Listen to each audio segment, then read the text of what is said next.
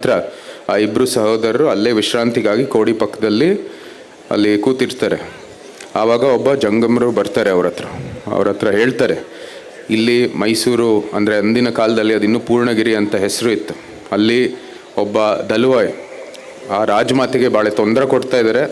ಅವರ ಮಗಳು ಅಂದರೆ ಆಗಲೇ ಮಹಾರಾಜರು ತೀರ್ಕೊಂಡಿರ್ತಾರೆ. ಮಗಳು ನನಗೆ ಅದು ಮದುವೆ ಮಾಡಬೇಕು, ನಾನೇ ಆಳಬೇಕು ಅಂತ ಭಾಳ ತೊಂದರೆ ಕೊಡ್ತಾಯಿದ್ರು.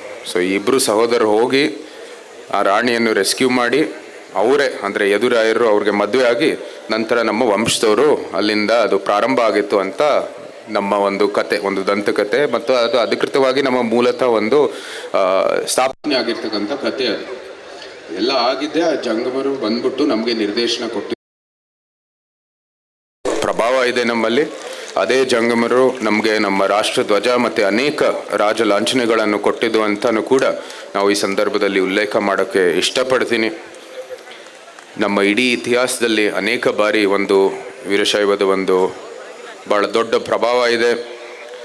ಸಂಸ್ಥಾನದ ಕಾಲದಲ್ಲಿ ಎಲ್ಲ ಒಂದು ಜಾತಿ ಧರ್ಮ ಜನಾಂಗದ ಒಂದು ಪ್ರೋತ್ಸಾಹಕ್ಕಾಗಿ ನಿಂತಿರ್ತಕ್ಕಂಥ ನಮ್ಮ ವಂಶದವರು ಈ ಒಂದು ಭಾರತೀಯ ಧರ್ಮ ಇದರ ಒಂದು ರಕ್ಷಣೆಗಾಗಿ ನಾವು ನಿಲ್ಲಬೇಕು ಅಂತ ಒಂದು ಉದ್ದೇಶದಿಂದ ಮುಂದುವರಿತಾ ಬಂದರು. ಅದೇನೇ ಆದರೂ ಅಂದಿನ ಮೈಸೂರು ಸಂಸ್ಥಾನ ಒಂದು ಧಾರ್ಮಿಕ ರಾಜ್ಯ ಆಗಿ ಅದು ಇವತ್ತು ಜನರು ಎಲ್ಲರೂ ಅದನ್ನ ಪರಿಗಣಿಸ್ತಾ ಇದ್ದಾರೆ. ಅದೆಲ್ಲ ನಮ್ಮ ಮಠಾಧೀಶರ ಒಂದು ನಿರ್ದೇಶನ, ಅವರ ಮಾರ್ಗದರ್ಶನ, ಅವರ ಆಶೀರ್ವಾದದಿಂದನೇ ಸಾಧ್ಯವಾಗಿರ್ತಕ್ಕಂಥದ್ದು ಅಂತ ಈ ಒಂದು ವೇದಿಕೆ ಮೂಲಕ ಹೇಳಲಿಕ್ಕೆ ಇಷ್ಟಪಡ್ತೀನಿ. ಅದರ ಜೊತೆಗೆ ಒಬ್ಬ ಕನ್ನಡಿಗ ಆಗಿ ನಾವೆಲ್ಲರೂ ಗುರು ಬಸವಣ್ಣನ ಒಂದು ಪಾರಂಪರೆ, ಅವರ ಬೋಧನೆಗಳನ್ನು ಈ ಒಂದು ಸಂದರ್ಭದಲ್ಲಿ ಸ್ಮರಣೆ ಮಾಡಲೇಬೇಕಾಗಿದೆ. ಮತ್ತು ನಮ್ಮ ಜೀವನದಲ್ಲಿ ನಾವು ಬಹುಶಃ ಈ ಒಂದು ಸಮುದಾಯಕ್ಕೆ ಸೇರಿಲ್ಲದೆ ಇರ್ಬೋದು, ಆದರೆ ಗುರು ಬಸವಣ್ಣನ ಬೋಧನೆಗಳು, ಅವರು ಮಂಡಿಸಿರುವಂಥ ತತ್ವಗಳು ಅದನ್ನೆಲ್ಲನೂ ಅಳವಡಿಸೋದು ಸಮಸ್ತ ಕನ್ನಡಿಗರಿಗೆ ಲಾಭ ಆಗುವಂಥದ್ದು ಅಂತ ಭಾಳ ಸ್ಪಷ್ಟವಾಗಿ ನಾನು ಹೇಳೋಕ್ಕೆ ಇಷ್ಟಪಡ್ತೀನಿ. ಯಾಕಂದರೆ ನಿಜಕ್ಕೂ ಒಂದು ಕ್ರಾಂತಿ ತಂದಿರ್ತಕ್ಕಂಥದ್ದು ಒಂದು ಆಚಾರ್ಯರು ಅಂತ ಹೇಳಿದ್ರೆ ತಪ್ಪಾಗಲ್ಲ.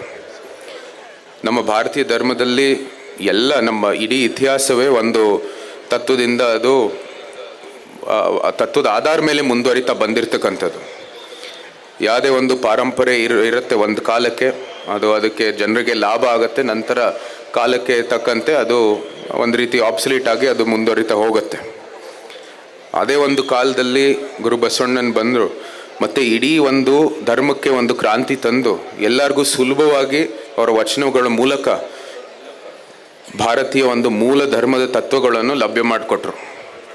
ನಿಜಕ್ಕೂ ನಮಗೆಲ್ಲರಿಗೂ ಅದು ಕರ್ನಾಟಕದಲ್ಲೇ ಇಂಥ ಒಂದು ಕ್ರಾಂತಿ ಬಂದಿದ್ದು ಅಂತ ಹೇಳಿದ್ರೆ ಅದು ನಿಜಕ್ಕೂ ನಮ್ಮೆಲ್ಲರಿಗೂ ನಾವು ಯಾವತ್ತೂ ಸಹ ಚಿರಋಣಿ ಅಂತ ಈ ಒಂದು ವೇದಿಕೆ ಮೂಲಕ ಹೇಳಲಿಕ್ಕೆ ಇಷ್ಟಪಡ್ತೀನಿ. ಇಂಥ ಒಂದು ಅದ್ಭುತವಾದಂಥ ಪಾರಂಪರೆ ನಮ್ಮ ಕರ್ನಾಟಕದಲ್ಲಿದೆ. ಅದರಲ್ಲೂ ಸಹ ಒಂದು ಮಹತ್ವವಾದಂಥ ಭಾಗ ಈ ಒಂದು ವೀರಶೈವ ಪಾರಂಪರೆ.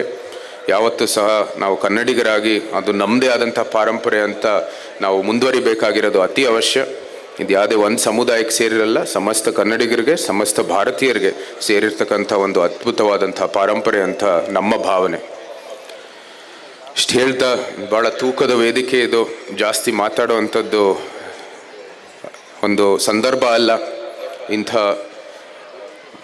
ಎಲ್ಲ ಪರಮ ಪೂಜ್ಯರಿದ್ದಾರೆ, ಆಧ್ಯಾತ್ಮಿಕವಾದಂಥ ಭಾಷಣಗಳು ಮಾಡುವಂಥದ್ದು ಬಹುಶಃ ಅವರೆಲ್ಲರೂ ಮಾಡ್ತಾರೆ, ನಮಗೆ ಮಾರ್ಗದರ್ಶನವನ್ನು ಕೊಡ್ತಾರೆ, ಆಶೀರ್ವಾದವನ್ನು ಮಾಡ್ತಾರೆ. ಅವರ ಆಶೀರ್ವಾದ ಸದಾ ನಮ್ಮೆಲ್ಲರ ಮೇಲೂ ಇರಲಿ ಅಂತ ಹೇಳ್ತಾ, ಇವತ್ತು ಭಾಳ ಸಂತೋಷವಾಯಿತು ನಮ್ಮ ಹುಕ್ಕೇರಿಗೆ ಅಂದರೆ ಮಠಕ್ಕೆ ನಮಗೆ ಈ ಒಂದು ಅದ್ಭುತವಾದಂಥ ಕಾರ್ಯಕ್ರಮದಲ್ಲಿ ಭಾಗವಹಿಸುವಂಥದ್ದು ಅವಕಾಶ ಸಿಕ್ಕಿತ್ತು. ಹಾವೇರಿ ಭಾಗಕ್ಕೆ ನಮಗೆ ಬಂದು ಒಂದು ಅಧಿಕೃತವಾಗಿ ಮೊದಲನೇ ಒಂದು ಕಾರ್ಯಕ್ರಮದಲ್ಲಿ ಭಾಗವಹಿಸುವಂಥದ್ದು ಅವಕಾಶ ಸಿಕ್ಕಿತ್ತು. ನಿಮ್ಮೆಲ್ಲರಿಗೂ ನನಗೆ ಕೃತಜ್ಞತೆಗಳನ್ನು ಸಲ್ಲಿಸುತ್ತಾ, ನಾವು ಬರ್ತಾ ಇರ್ತೀವಿ, ನೀವು ಕೂಡ ಈ ಒಂದು ಬರುವಂಥದ್ದು ಎಲ್ಲ ಭವಿಷ್ಯದಲ್ಲಿ ಕೈ ಜೋಡಿಸ್ಬೇಕಾಗಿದೆ. ಒಂದು ಶ್ರೇಷ್ಠ ಕರ್ನಾಟಕ, ಒಂದು ವಿಕಸಿತ ಭಾರತವನ್ನು ನಿರ್ಮಾಣ ಮಾಡೋದಕ್ಕೆ ನಿಮ್ಮೆಲ್ಲರ ಒಂದು ಸಹಾಯ ಬೇಕಾಗಿದೆ. ಅದಕ್ಕಾಗಿ ನಾವೆಲ್ಲರೂ ಕೈ ಜೋಡಿಸ್ಕೊಂಡು ಮುಂದುವರಿಯೋಣ.